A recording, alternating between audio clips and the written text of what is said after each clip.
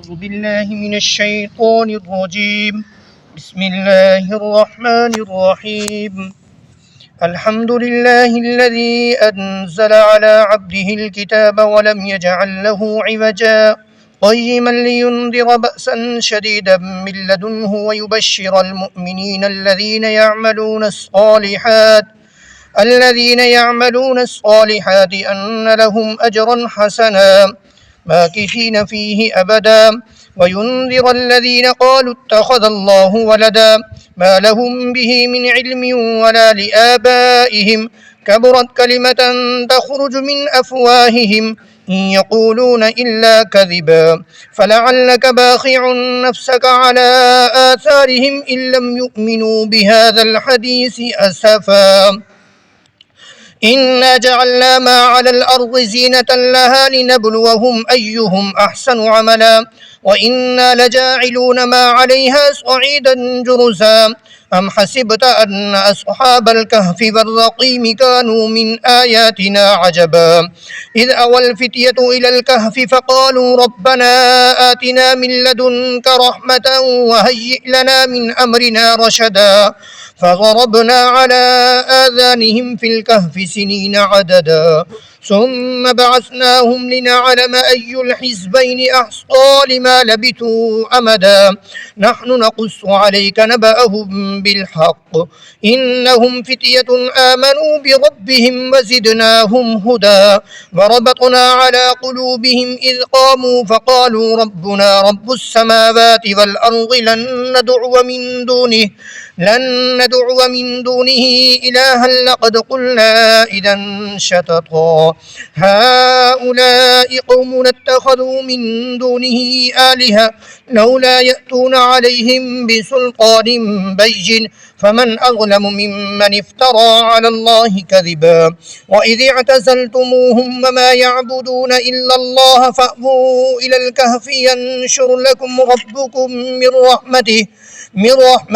ويهيئ لكم من أمركم مرفقا وترى الشمس إذا طلعت تزاور عن كهفهم ذات اليمين وإذا غربت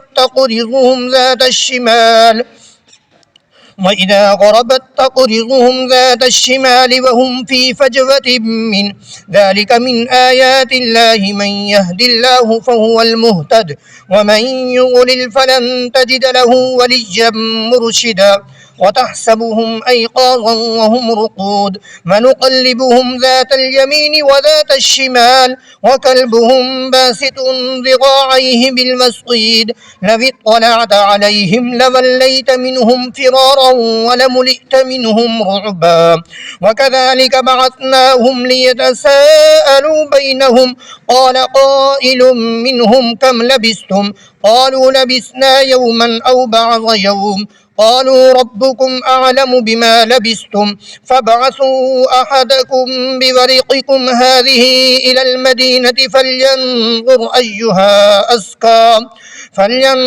أيها أزكى طعاما فليأتكم برزق منه وليتلطف ولا يشعرن بكم أحدا إنهم إن يظهروا عليكم يرجموكم أو يعيدوكم في ملتهم ولن تفلحوا إذا أبدا وكذلك أعثرنا عليهم ليعلموا أن وعد الله حق وأن الساعة لا ريب فيها إذ يتنازعون بينهم أمرهم فقالوا بنوا عليهم بنيانا ربهم أعلم بهم قال الذين غلبوا على أمرهم لنتخذن عليهم مسجدا سيقولون ثلاثة رابعهم كلبهم ويقولون خمسة سادسهم كلبهم رجما بالغيب ويقولون سبعة وثامنهم كلبهم قل ربي أعلم بعدتهم ما يعلمهم إلا قليل فلا تمار فيهم إلا مراء ظاهرا ولا تستفت فيهم منهم أحدا ولا تقولن لشيء إني فاعل ذلك غدا إلا أن يشاء الله واذكر ربك إذا نسيت وقل عسى أن يهديني ربي لأقرب من هذا رشدا ولبثوا في كهفهم 300 سنين وازدادوا 9 قل الله أعلم بما لبثوا له غيب السماوات والأرض أبصر به وأسمع ما لهم من دونه من ولي ولا يشرك في حكمه أحدا واتل ما أوحي إليك من كتاب ربك لا مبدل لكلماته ولن تجد من دونه ملتحدا واصبر نفسك مع الذين يدعون ربهم بالغداة والعشي يريدون وجهه ولا تعد عيناك عنهم تريد زينة الحياة الدنيا ولا تطع من أغفلنا قلبه عن ذكرنا واتبع هواه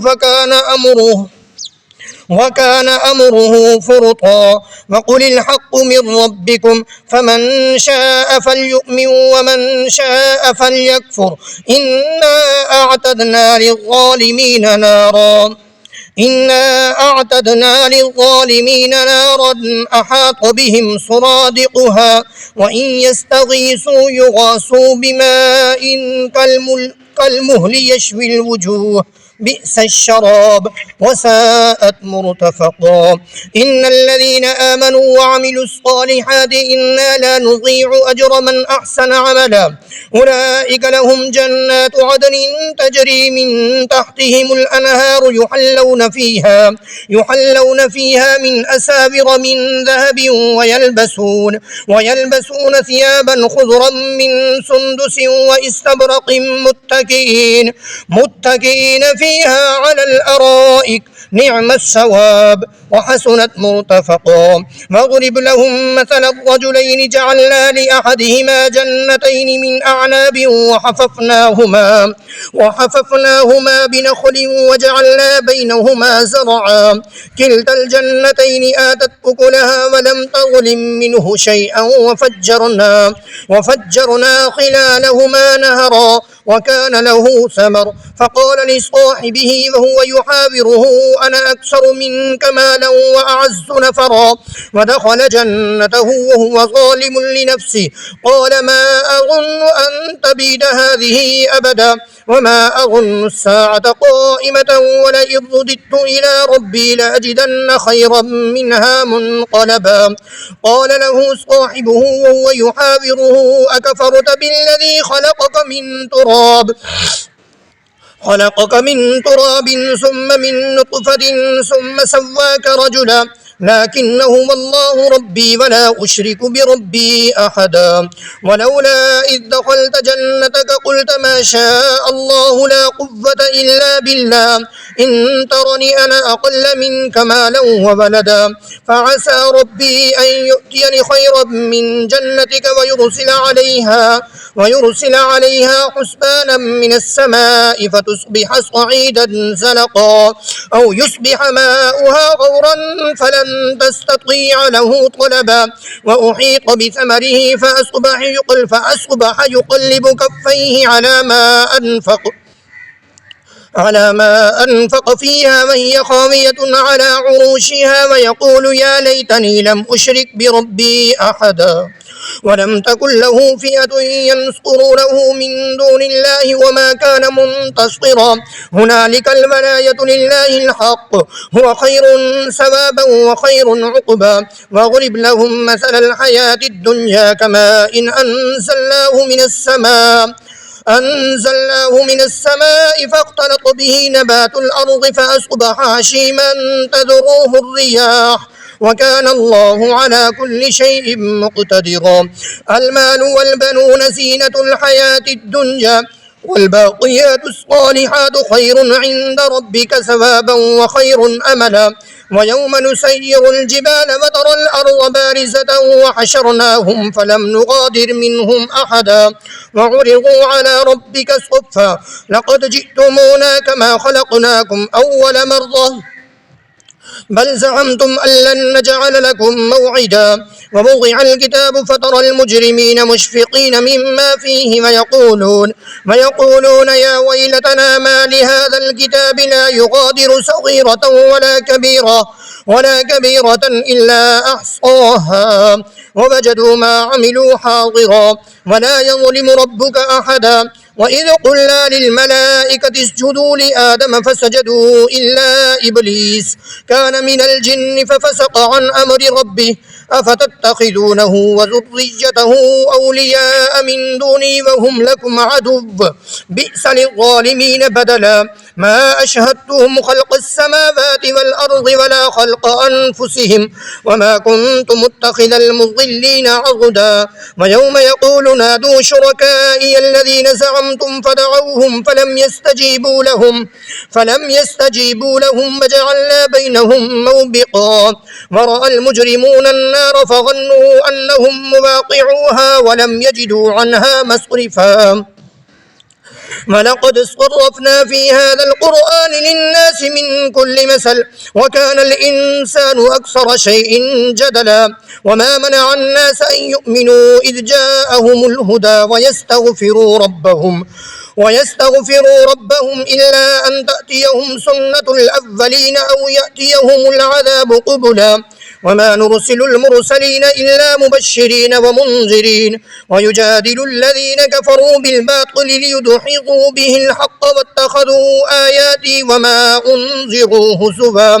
ومن أظلم ممن ذكر بآيات ربه فأعرض عنها ونسي ما قدمت يداه إنا جعلنا على قلوبهم أكنة أن يفقهوه وفي آذانهم وقرا وإن تدعوهم إلى الهدى فلن يهتدوا إذا أبدا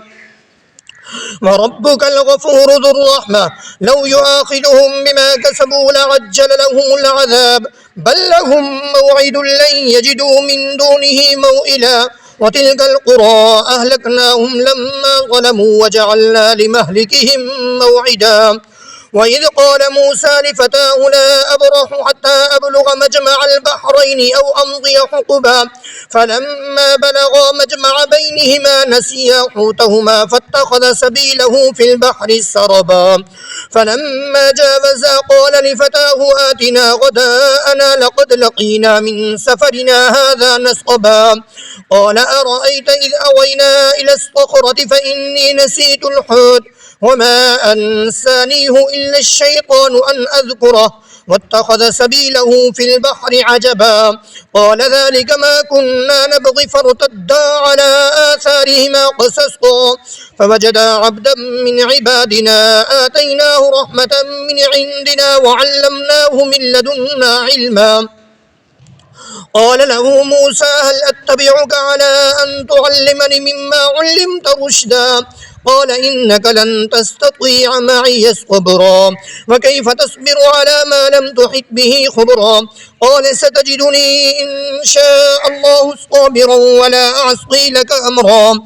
قال فإن اتبعتني فلا تسألني عن شيء حتى أحدث لك منه ذكرا فانطلقا حتى إذا ركبا في السفينة خرقها قال أخرقتها لتغرق أهلها لقد جئت شيئا إمرا قال ألم أقل إنك لن تستطيع معي صبرا قال لا تؤاخذني بما نسيت ولا ترهقني من أمري عسرا فانطلقا حتى إذا لقيا غلاما فقتله قال أقتلت نفسا زكية بغير نفس لقد جئت شيئا نكرا قال ألم أقل لك إنك لن تستطيع معي صبرا قال إن سألتك عن شيء بعدها فلا تصاحبني قد بلغت من لدني عذرا فانطلقا حتى إذا أتيا أهل قرية استطعما أهلها فأبوا أن يضيفوهما فوجدا فيها جدارا يريد أن ينقض فأقامه قال لو شئت لاتخذت عليه أجرا قال هذا فراق بيني وبينك سأنبئك بتأويل ما لم تستطع عليه صبرا أما السفينة فكانت لمساكين يعملون في البحر فأردت أن أعيبها وكان وراءهم ملك يأخذ كل سفينة غصبا وأما الغلام فكان أبواه مؤمنين فخشينا أن يرهقهما طغيانا وكفرا فأردنا أن يبدلهما ربهما خيرا منه زكاة وأقرب رحما وأما الجدار فكان لغلامين يتيمين في المدينة وكان تحته كنز لهما وكان أبوهما صالحا فأراد ربك أن يبلغا أشدهما ويستخرجا كنزهما رحمة من ربك وما فعلته عن أمري ذلك تأويل ما لم تستطع عليه صبرا ويسألونك عن ذي القرنين قل سأتلو عليكم منه ذكرا إنا مكنا له في الأرض وآتيناه من كل شيء سببا فأتبع السببا حتى إذا بلغ مغرب الشمس وجدها تغرب في عين حمية ووجد عندها قوما قلنا يا ذا القرنين إما أن تعذب وإما أن تتخذ فيهم حسنا قال أما من ظلم فسوف نعذبه ثم يرد إلى ربه فيعذبه عذابا نكرا وأما من آمن وعمل صالحا فله جزاء الحسنى وسنقول له من أمرنا يسرا ثم أتبع سببا حتى إذا بلغ مطلع الشمس وجدها تطلع على قوم لم نجعل لهم من دونها سترا كذلك وقد أحطنا بما لديه خبرا ثم أتبع السببا حتى إذا بلغ بين السدين وجد من دونهما قوما لا يكادون يفقهون قولا قالوا يا ذا القرنين إن يأجوج ومأجوج مفسدون في الأرض فهل نجعل لك خرجا على أن تجعل بيننا وبينهم سدا قال ما مكني فيه ربي خير فأعينوني بقوة أجعل بينكم وبينهم ردما آتوني زبر الحديد حتى إذا ساوى بين الصدفين قال انفخوا حتى إذا جعله نارا قال آتوني أفرغ عليه قطرا فما استطاعوا أن يظهروه وما استطاعوا له نقبا قال هذا رحمة من ربي فإذا جاء وعد ربي جعله دكاء وكان وعد ربي حقا وتركنا بعضهم يومئذ يموج في بعض ونفخ في الصور فجمعناهم جمعا وعرضنا جهنم يومئذ للكافرين عرضا الذين كانت أعينهم في غطاء عن ذكري وكانوا لا يستطيعون سمعا